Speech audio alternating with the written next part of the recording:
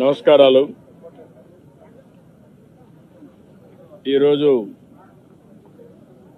ఒక అత్యంత విషాదకరణ సంఘటన, బాధాకరమైన సంఘటన. ఏదైతే పహల్గామ్లో జరిగినటువంటి టెర్రరిస్ట్ కాల్పులు భారతదేశం మొత్తం షాక్కు గురి చేసింది.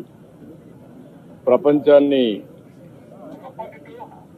కదిలించే పరిస్థితి తీసుకొచ్చింది. అతి దారుణంగా విహారయాత్రకు పోయినటువంటి యాత్రికుల పైన విశిక్షణారహితంగా కాల్పులు చేయడం, అది కూడా ఇప్పుడే చంద్రమౌళి గారితో అక్కడ ఉన్న వ్యక్తి, ప్రత్యక్ష సాక్షి శశిధర్ గారు వచ్చారు. ఆయనతో మాట్లాడినప్పుడు ఆయన చెప్పిన విషయం, ఏదైతే అక్కడ వీళ్ళందరూ ఉన్నారు, టాయిలెట్ కోసం బాత్రూమ్స్కి వెళ్ళారు. వెళ్ళిన సమయంలో ఒక ఇద్దరు వ్యక్తులు మొత్తం ఇష్టానుసారంగా AK-47 లాంటి గన్ పెట్టుకొని కాల్చుకుంటూ వస్తున్నారు. వీళ్ళు అక్కడి నుంచి పరిగెత్తారు. మిగిలిన ఫ్యామిలీ మెంబర్స్ ఎవరైతే మగవాళ్ళు ఉన్నారో కొంచెం ముందు పోగలిగారు. ఈయన కూడా వెళ్ళాడు కానీ కొంచెం వెనకబడ్డాడు.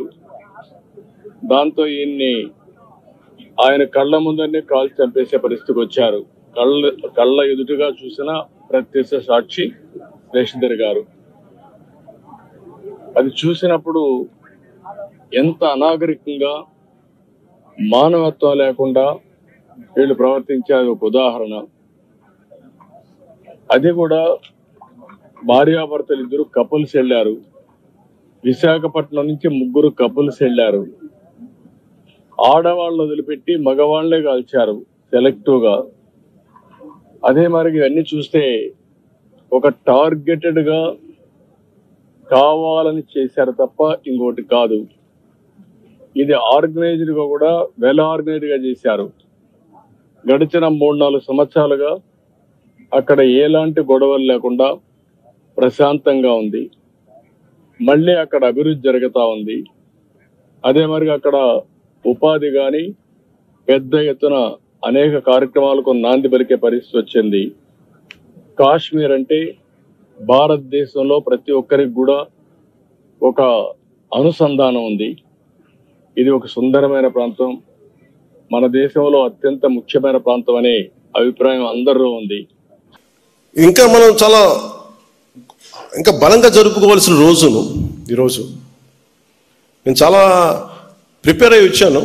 గత 2-3 రోజులుగా చాలా ఎక్కువ సమయం గడుపుదాం, దాదాపు ఒక ఈవినింగ్ దాకా గడుపుదాం అనేది ప్రతి స్టాల్లో అనుకున్నాం.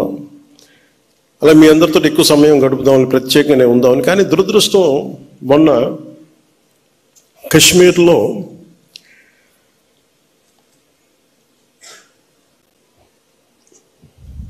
ప్రత్యేకించి టార్గెట్ చేసి మరి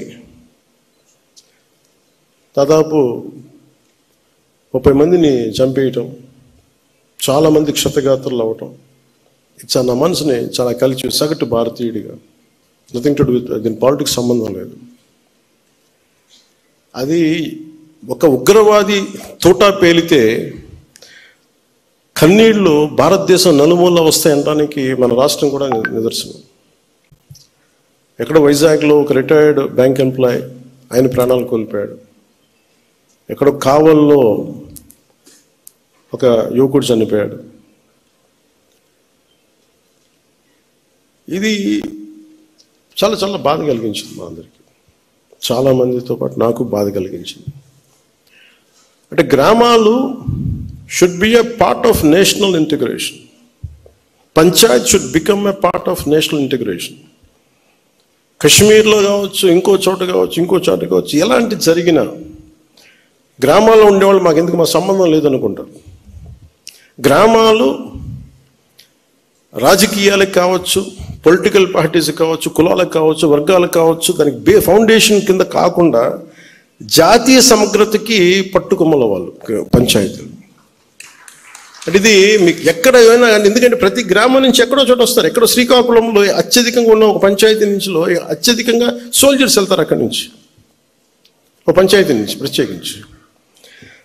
సో పంచాయతీలని ఎలా బలోపేతం చేయాలని ఒక ఉద్దేశంలో మొన్న ఆ సంఘటన జరిగిన తర్వాత దాని గురించి చాలా ఆలోచిస్తూ ఉంటే నాకు ఒకటే అనిపించింది.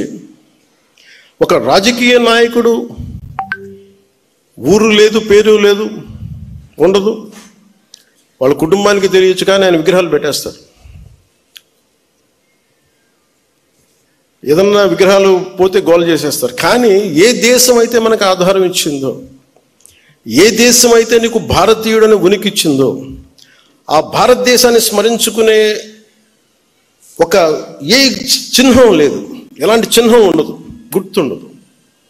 అందుకని నేను ఈరోజు నా ప్రతిపాదన ఉన్నతాధికారులందరికీ, శశిభూషణ్ గారికి కానీ, ఇక్కడున్న కమిషనర్ గారికి కానీ, అందరికి అందరికీ ప్రతి పంచాయతీలో జాతీయ సమగ్రత ప్రాంగణం అనేది చాలా చాలా అవసరం. దాంట్లో జాతీయ సమగ్రత స్తూపం, అది మీరు 1000 గజాల్లో పెడతారా, ఎకరంలో పెడతారా, ఇంకెక్కువలో పెడతారా, ఆ పంచాయతీలను బట్టి కనీసం ప్రతి చోట ప్రతి 13,326 పంచాయతీల్లో 13,326 జాతీయ సమగ్రత ప్రాంగణాలు ఉండాలి. 13,326 జాతీయ సమగ్రత స్తూపాలు ఉండాలి. ఇది దయచేసి దీన్ని ఎలా తీసుకెళ్తాం, దీనికి కావాలంటే నేను క్యాబినెట్లో కూర్చొని గౌరవ ముఖ్యమంత్రి చంద్రబాబు నాయుడు గారితో మాట్లాడి, అవసరమైతే కేంద్ర ప్రభుత్వంతో మాట్లాడి, ఇది చాలా చాలా అవసరం ఇప్పుడున్న పరిస్థితుల్లో. ఉగ్రవాదం పెట్రేగి పెరిగిపోతున్న పరిస్థితుల్లో గ్రామాల నుంచి బలమైన వ్యక్తులు ఉంటేనే, దేశ వికాసానికి బలపడే వ్యక్తుల సమూహం ఉంటేనే గ్రామాల్లోనే మన దేశానికి ఏదైనా చేయగలం, తద్వారా మనం లాభపడగలం. మనకి ఉనికినిచ్చిన మన దేశం తాలూకు మనం భాగస్వాములు కాకపోతే, ఇది నాకు సంబంధం లేదు, నా కులం కాదు, నా పార్టీ కాదు, మా ఏరియా కాదు అనుకుంటే అలా కుదరదు. అందుకని దీనిని సమగ్రతను పెంచే, జాతీయ సమగ్రతను పెంచే ఈ జాతీయ సమగ్రత ప్రాంగణాలకి దయచేసి మీరు ఒక ప్రణాళిక తీసుకెళ్లవలసిందిగా మనస్ఫూర్తిగా నేను మీ అందరికీ తెలియజేస్తాను. మీతో ఎక్కువ సమయం గడపాలనుకుంటా ఉన్నాను, కానీ నాకున్న ఒక 2 నిన్న కాశ్మీర్లో చనిపోయిన వ్యక్తుల్లో మన ఆంధ్రప్రదేశ్ చెందిన వాళ్ళు 2 ఉన్నారు. ఈ బాధ్యతలు నేను కూడా వెళ్ళి